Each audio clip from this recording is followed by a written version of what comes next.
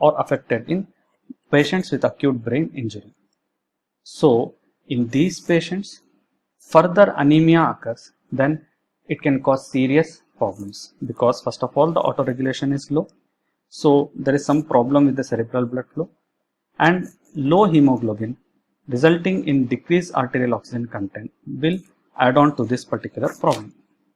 So that is why it is now said that the hemoglobin target in case of traumatic brain injury is 7 to 9 gram per dl. So when there is no evidence of cerebral ischemia, and when there is evidence of cerebral ischemia, so this target would be more than 9 gram per dl. So maintaining more than 9 gram per dl becomes important. So that is how this is unique. This topic of blood transfusion practices is unique for acute brain injured patients. I will further clarify in the subsequent slides. See, the balance is very important. So where exactly to strike the balance, where to transfuse and where not to transfuse, attaining this balance is very, very important. So what we are saying, what happens to the brain in acute neurological injured condition is the primary brain injury. Our target mainly will be to prevent secondary brain injury. So there are various factors that which contribute to cerebral ischemia will result in secondary brain injury. And occurrence of secondary brain injury will have worst or poor neurological outcome. One among the factors that determine is the cerebral oxygen delivery.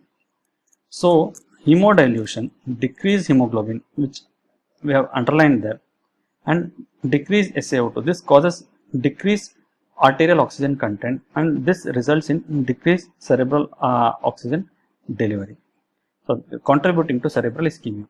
Also, impaired autoregulation in acute neurologically injured patient will again cause decreased cerebral perfusion pressure that results in cerebral ischemia. Also, primary brain injury per se may be tumor, hematoma that results in raised intracranial pressure contributing to cerebral ischemia, and coagulopathy like trauma-induced coagulopathy, dilutional consumptional coagulopathy or thromboembolic phenomenon. Again, this results in cerebral ischemia resulting in secondary brain injury. So again, I'll note the factor decreased hemoglobin. So it becomes, the topic becomes important again, and it becomes unique in neuro setting.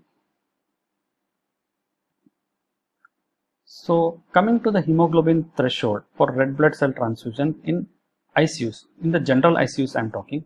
So previously they would advocate a maintaining of hemoglobin of 10 to 11 gram per dl, but nowadays they are targeting 7 to 9 gram per dl.